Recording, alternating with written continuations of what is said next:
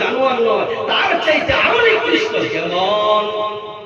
একটু যদি আপনি খেয়াল করেন আপনি বুঝতে পারবেন জানোয়ারের মধ্যে তিনটা গুণ আছে, সাধারণত তিনটা গুণ আছে, ওই তিনটা গুণ মানুষের ভিতরে আছে। বলবো কি? একটু জোরে কোন, বলবো কি? জানোয়ারের ভিতরে কয়টা গুণ আছে কথা কর বাবা আমার। ওই জানোয়ার যেমন খায় আমরাও তো তেমন খাই, কথা কোন ঠিক কিনা নাই বন্ধু আমার? ওই জানোয়ার যেমন রাত্র হয়ে গেলে সে ঘুমায়, আমরাও তো তেমন ঘুমায়া যায়, কথা কোন ঠিক কিনা নাই? এই গুণও তো মিল আছে, প্রথম গুণও মিল আছে, সে খায় আমিও খাই, সে ঘুমায় আমিও ঘুমাই, সে সন্তান জন্ম দেয়, পৃথিবীর মানুষ তারাও সন্তান জন্ম দেয়, কথা কোন ঠিক কিনা নাই? কিন্তু একটা গুণ এমন আছে যেই গুণটা বাবারে জানোয়ারের মধ্যে নাই। সেই গুণটা যদি মানুষের ভিতরে থাকে গোটা পৃথিবীর মানুষ সৃষ্টির শ্রেষ্ঠ হবে।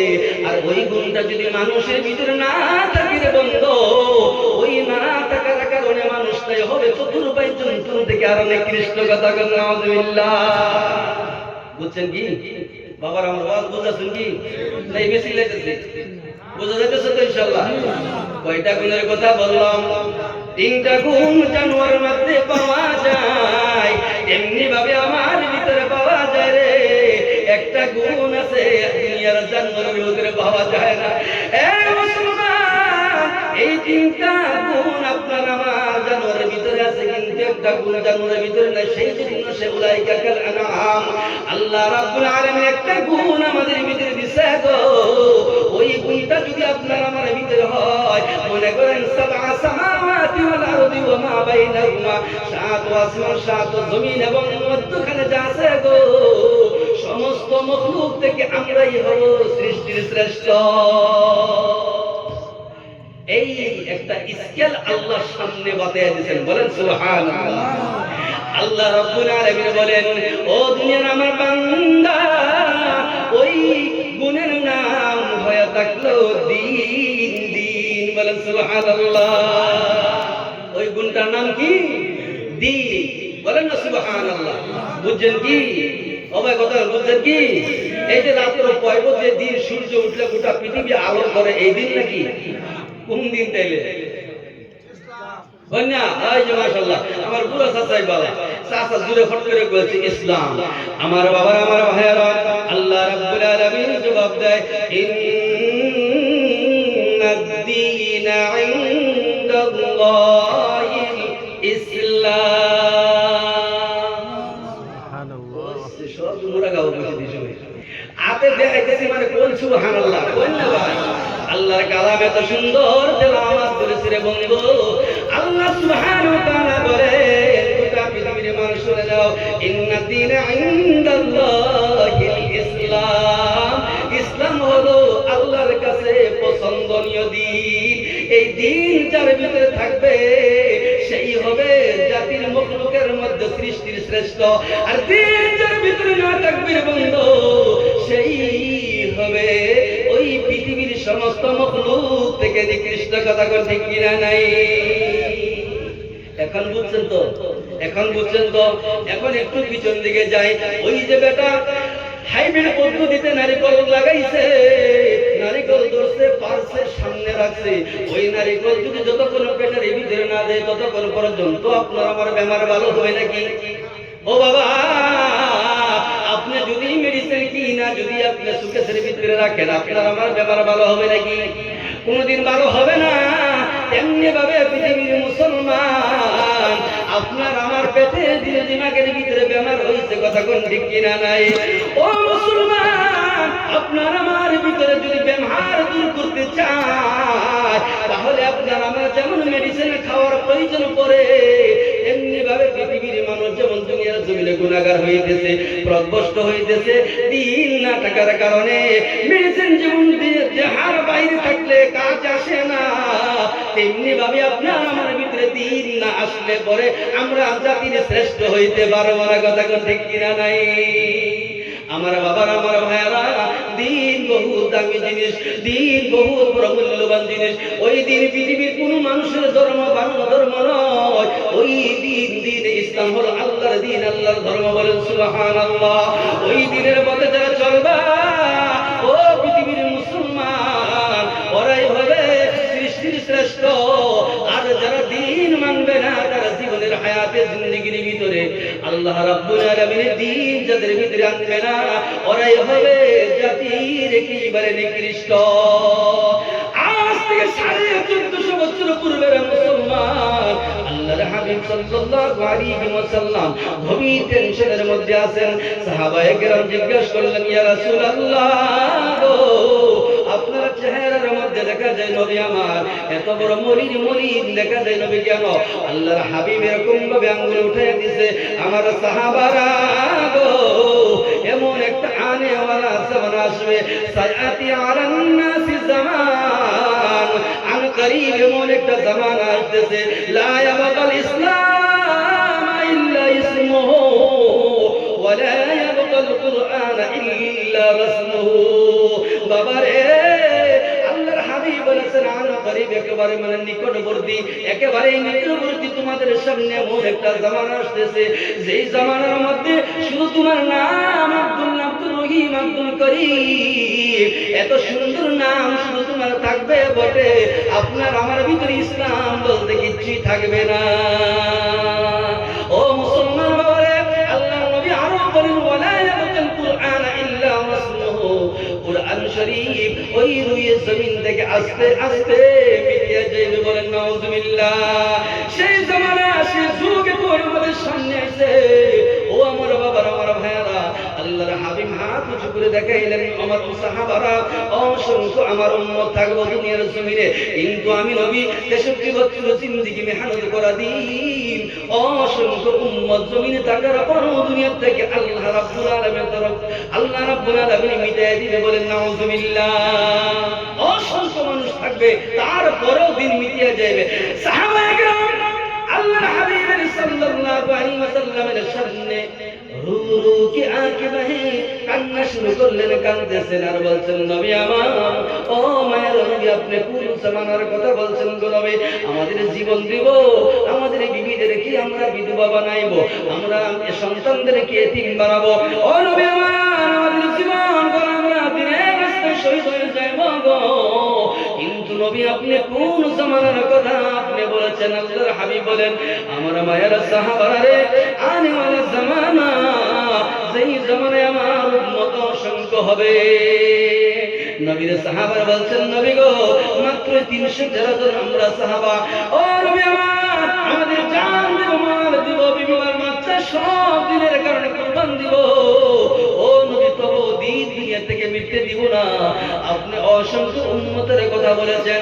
আমার মায়ের নবী বলেন, সাহাবারা, দুইটা জিনিস না থাকার কারণে দুনিয়ার জমিন থেকে আমি নবী 63 বছর মেহনত করা দিন মিটিয়ে যাইব। কয়টা জিনিস? কথা কোন কয়টা জিনিস না থাকার কারণে? দুইটা জিনিস। আল্লাহর হাবিব আরো ওয়াজ করে বুঝাইতেছেন, আমার সাহাবারা শুনরে, হযরত আদম আলাইহিস সালাতু ওয়াস সালাম থেকে নিয়ে ঈসা নবী পর্যন্ত আল্লাহ দুনিয়ার জমিনের মধ্যে যত নবী আর রাসূল দুনিয়ার জমিনে প্রেরণ করেছে, আল্লাহ তাদেরকে 2-4-5টা করে আল্লাহ 2-4-5টা কমারো বেশ করে আল্লাহ মুজিজা দান করেছেন। কি দান করেছেন? মুজিজা দান করেছেন। মুজিজা বুঝিনি? অলৌকিক মনে করেন আসুরি জিনিস। ছেড়ে দিলে গোটা পৃথিবীর মুসলমান আমরা জানি, পয়গম্বর মুসার হাতের লাঠি ছেড়ে দিলে সাপ হয়ে যাইতো। আমরা জানি কি জানি না ভাই? ওই যে সাপ হয়ে যাইতো, আর আবার যখন হাতে ধরতেন লাঠি হয়ে যাইতো। বাবার আর আমার এরকম ভাবে আল্লাহ রাব্বুল আলামিন অসংখ্য নবীদেরকে অসংখ্য মুজিজা আল্লাহ দান করেছেন। আমার নবী, আপনার নবী বলেন, আমার সাহাবারা, আমার উম্মতকে জানাইয়া দিও, আল্লাহ অসংখ্য নবীদেরকে অসংখ্য মুজিজা দিয়েছে। আল্লাহ তাদেরকে দুনিয়া থেকে নিয়ে গেছে, তাদের মুজিজা গুলো দুনিয়ার জমিনে নাই, আল্লাহ নিয়ে গেছে। না মুসা আলাইহিস সালামের লাঠি আছে আপনাদের বাড়ি? কথা কোন আছে নাকি? নাই তো। আল্লাহ সব নিয়ে গেছে। কিন্তু আমার বাবার, আমার ভাইয়েরা, মায়ের নবী, দয়া নবী, উম্মতের কান্ডারি নবী আমার বলেন, আমার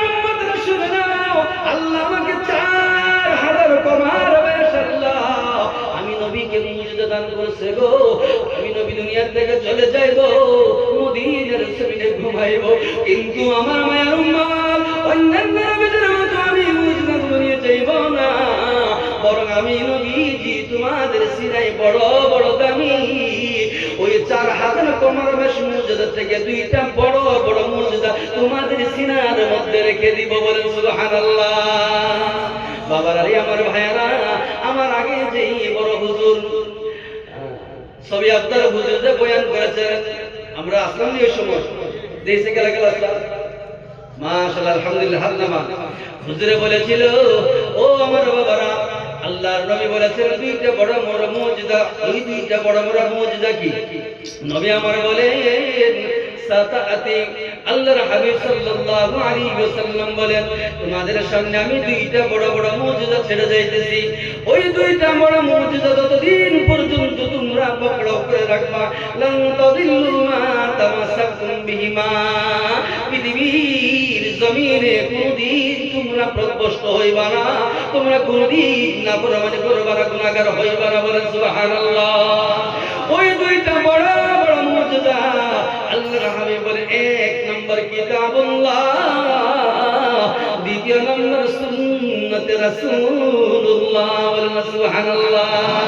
ওই 2টা বড় বড় মুজিজার বন্ধু আমার আগে যে হুজুর বয়ান করেছিলেন ছবি আপনারা হুজুর, উনি বলেছিলেন মনে আছে নি আপনাদের, ওই যে বাসিত কারি সাহেবকে যিনি ইস্তেকবাল করে আনবেন দারুল দেওবন্দের শিক্ষক, উনি নিজে জিজ্ঞেস করলেন, ও হুজুর, ও কারি বাসিত সাহেব, কতদিন পর্যন্ত আপনি কোরআনের তেলাওয়াত করেন, ওই কোরআনের ভিতরে কি মুজিজা আছে আপনি কোনদিন দেখছেন? এই ওয়াজটা করছিল, কথা কোন ঠিক কিনা নাই? হযরত আল্লামা বাসিত কারি রাহমাতুল্লাহি আলাইহি বলেছিলেন, আমি তো তার প্রমাণ, তার মুজিজা আমি নিজে স্বয়ং চোখে দেখেছি, বলেন সুবহানাল্লাহ। বাবারে আমার, আমরা নিজে শুনছি জানি, ওই যে জায়গার মধ্যে রাষ্ট্র ভবনে বৈশা আল্লাহর কোরআনের তেলাওয়াত করেছিলেন, বলেন পৃথিবীর সকল পৃথিবীর বেঈমানদের চোখ দিয়ে পানি পড়ছিল কিনা নাই, কথা কন? কিন্তু আমাদের আফসোস বাবারে, আল্লাহর নবী সাল্লাল্লাহু আলাইহি ওয়াসাল্লাম গভীর রাতে ঘরে বৈশা বৈশা আল্লাহর কোরআন তেলাওয়াত করতেন। আবু জাহেল, উতবা, শাইবা, বড় বড় গোত্রের বড় বড় কাফির লিডার, মুগিরা, এরকম বড় বড় কাফেররা নবীজির ঘরের পাশে কান লাগায় তারা কোরআন তেলাওয়াত শুনতো, সুবহানাল্লাহ। আমরা ইতিহাস দিয়ে জানি, এটা ইতিহাস জানি কিনা নাই? সকালবেলা আবু জাহেল ওই নবীর বাড়ি দিয়ে পাল দিয়ে মনে করেন আমরা রুডে উঠছে, আর মুগিরা, উতবা, শাইবা তারা হেই তিনালি থেকে উঠছে। সাক্ষাৎ হলো, আবু জাহেল তো বড় নেতা, উনি দেখাই বুঝে ফেলছে, ওই উতবা, শাইবা, মুগিরা কোথায় গিয়েছিলি? মহারাজ, মুহাম্মদের ঘরের পিছনে দাঁড়ায়া কোরআনের তেলাওয়াত শুনেছি, আগামীকাল থেকে কিন্তু খবরদার কোনদিন আর যাইবা না। রাষ্ট্রপতির অর্ডার তো, এখন তারা ওয়াদা করছে আগামীকাল থেকে আর যাইব না, কিন্তু তাদের মনে মনে একটাই ধারণা ছিল, রাষ্ট্রপতি যদি আমাদের কেউ অর্ডার দিয়েছে তাহলে তো মনে করি বড় বাবু আজকে আর আইব না, আবু জাহেল আইব না, আমরা যাই মুহাম্মদের ঘরের কিনারে বসা সারা রাত্র মজার মতে তেলাওয়াত শুনবো, বলা যাবে না সুবহানাল্লাহ। ওই দিনও রাত্র আবু জাহেল, উতবা, শাইবা, মুগিরা তারা সবই এখানে। আমার ভাইয়েরা, আমার বন্ধুগণ, ওই দিকে কিচ্ছার দিকে, কাহিনীর দিকে আমি যাইতেছি না, অতএব আমি বলতে চাই আল্লাহর হাবিব তেলাওয়াত করতেন। একদিনের ঘটনা এরকম, সারা কাবার দিকে এলান দিয়ে নবী আমার তেলাওয়াত শুরু করেছেন। হজর মৌসুম যেই সময় হলো, আবু জাহেল এই উতবা, শাইবা, মুগিরা ইসলামের দুশমনেরা চতুর্দিকে যেদিকে রাস্তা ছিল মক্কা জমিনে আওয়ার জন্য, তাহারা ওই দিকে পাইকারি করেছে। হজের মৌসুমে আসলে বাইরের দেশের মানুষগুলো ওই কাবা ঘরের দিকে আসতে দেয় না। আমাদের ওই জায়গার মধ্যে একটা জাদুঘর আছে, বলেন নাউজুবিল্লাহ। আমাদের এই জায়গায় একটা দিওয়ান আছে, সে জাদুর মন্ত্রগুলো পড়লে তুমি যদি শোনো তাহলে তোমরা কিন্তু দিন হারা হয়ে যাইবা, অর্থাৎ তোমরা মুসলমান হয়ে যাইবে, সুবহানাল্লাহ। হজের মৌসুম যখন শেষ হয়ে গেল, আল্লাহ রাব্বুল আলামিন এই খবিরের তরিস রাষ্ট্রপতি আবু জাহেলের দ্বারাই গোটা পৃথিবীর মানুষ যার হজের মৌসুম এসেছিল আল্লাহ তাদের এখানে খবর পৌঁছে দিয়েছে, বলেন সুবহানাল্লাহ। শেষ হজের মৌসুম বাড়িতে চলবে, ওই সময় মানুষের একটা স্বভাব আছে, ছোট থেকে বড় হোক, বড় থেকে বৃদ্ধ হোক, যারা ওই দিকে তুমি যাইবা না, যে জায়গায় নিষেধ করা হয় ওই জায়গায় তার দিল বেশি তামান্না হয়, কথা কোন ঠিক কিনা নাই? পৃথিবীর মানুষ যারা ছিল আসার জন্য ওই আবু জাহলের কথা শুনি না বাড়ি যাইবেন, ইন্দিমি টাইমে তাদের মনের মধ্যে আল্লাহ জাগায়া দিছে, যাও রে আমার নবী রহমাতুল লিল আলামিন দেখা যাও। মানুষ দূর থেকে এরকম ভাবে কানের মধ্যে আঙ্গুল দিছে, আল্লাহর নবী খানা কাবার সামনে হেলান দিয়ে নবী আমার কি তেলাওয়াত করে, বলেন কুরআন তেলাওয়াত করে, কি তেলাওয়াত করে? ও ভাই জোরে বলেন, কি তেলাওয়াত করে? কুরআনের তিলাওয়াত আপনার হাতে করে ওই কাফিরের বাচ্চারা কানের ভিতরে এরকম আঙ্গুল দিয়া সামনে যখন এগিয়ে যাইতেছেন, মুহাম্মদের কালাম শুনবো না, তার বাণী শুনবো না, কিন্তু তার চেহারাটা দেখে খুবই ভালো লাগছে, বলেন সুবহানাল্লাহ। বাবারে আমার কাফির হইয়া নবীরে দেখছে, আমরা নবীর উম্মত হইয়া নবীরে দেখি নাই, বলেন সুবহানাল্লাহ। আল্লাহ ওই নবীকে আমাদেরকে ঘুমের ঘরে সত্যি মুখে দেখে হইল মওদিও, এর আগে মওদিও না, বলেন আমিন। ও মুসলমান জুড়ে বলেন আল্লাহুম্মা আমিন। আমার ভাইয়েরা, ওই মানুষ একে অন্যের সঙ্গে পড়াশোনা করলো কিন্তু কানের ভিতরে আঙ্গুল দেওয়াই আছে, একে অন্যের কাছে কথা বলে কিন্তু কেউ কারো কথা শুনে না।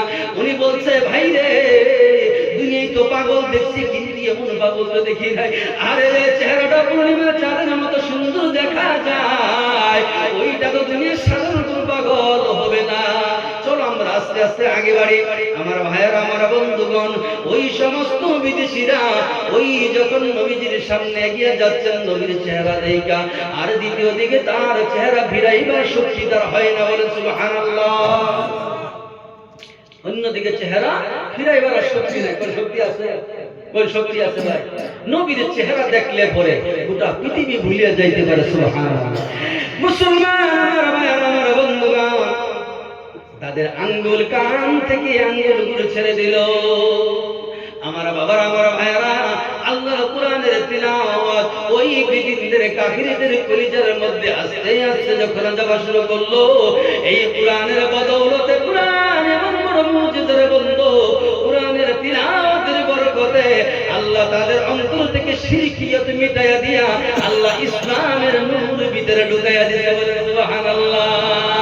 আর পৃথিবীর মুসলমানের ভিতরে দিন নাই, কোরআন নাই, দিন নাই, কোরআন আর সুন্নাহর ইলম নাই। ও আমার বাবারে, বলুন যদি সেই দিন শিক্ষা করার জন্য আপনাদের মনে করেন গুয়াহাটি আমাদের যে বিশ্ববিদ্যালয় কলেজ আছে, ওইখানে গেলে দিন পাওয়া যাবে নাকি? ও ভাই কথা কোন নাকি আমরা বুঝা করছেন নাকি? ও ভাই ওই দিন যদি আপনি শিখতে চান, মনে করেন তেজপুর মেডিকেল কলেজে গেলে দিন পাওয়া যাবে নাকি? কথা কোন গেলে দূরে কোন বেড়া পাওয়া যেত না, না পাওয়া যেত। এই দিন যদি আপনি শিক্ষা করতে চান, তাহলে মুসলমান নবীজির ঘর মাদ্রাসায় যাওয়া দরকার আছে কি আছে না ভাই? কথা কর আমার বন্ধু গো, আমার ভাই, দেখেন আল্লাহর হাবিব সাল্লাল্লাহু আলাইহি ওয়াসাল্লাম বলেন, আদ-দুনিয়া কুল্লুহা সুলমাতুন, গোটা পৃথিবী অন্ধকার, অর্থাৎ গোটা পৃথিবী গুনাহে অন্ধকার, কথা কোন ঠিক কিনা নাই? অন্ধকারের ভিতরে যদি আপনি চলতে চান মুসলমান, রাত্রে গভীরে যদি আপনি চলতে চান, মনে করেন হাতের মধ্যে লাইটের প্রয়োজন আছে কিনা নাই? ও মুসলমান, একটু জোরে বলেন, ঈমান থাকলে জোরে বলেন, আছে কিনা নাই? কিসের প্রয়োজন আছে? লাইটের প্রয়োজন আছে। ও বাবা, ও আমার নওজোয়ান যুবক, রাত্রে গভীর হয়ে গেলে আপনি যদি অন্য জায়গায় যে আপনি সওয়ার করেন, লাইটের প্রয়োজন আছে, ঠিক না হুজুর? ও মুসলমান, লাইট যদি আপনার হাতে না থাকে গো, আরেকটা অপশন আপনার আছে, লাইট ওয়ালাদের সাথে আপনারা চলতে হবে, কথা কোন ঠিক কিনা নাই? পৃথিবীর মানুষ যদি আপনার হাতে লাইট না থাকে আর আপনি লাইট ওয়ালাদের পিছনে যদি না চলে, ও ও বন্ধু খোদার কসম দিয়ে বলছি আপনি রাত্রে ওই রাত্র পানি দেওয়া আপনার জন্য সম্ভব নয়, আপনি গর্তের মধ্যে পড়ে আপনি মারা যাইতে পারেন। কথা কোন ঠিক কিনা নাই? আল্লাহর হাবিব বলেছেন ফাইনাল ইলমা নূরুম মিন ইলাহি, আল্লাহর হাবিব বলেছেন ইলম হয়ে থাকলো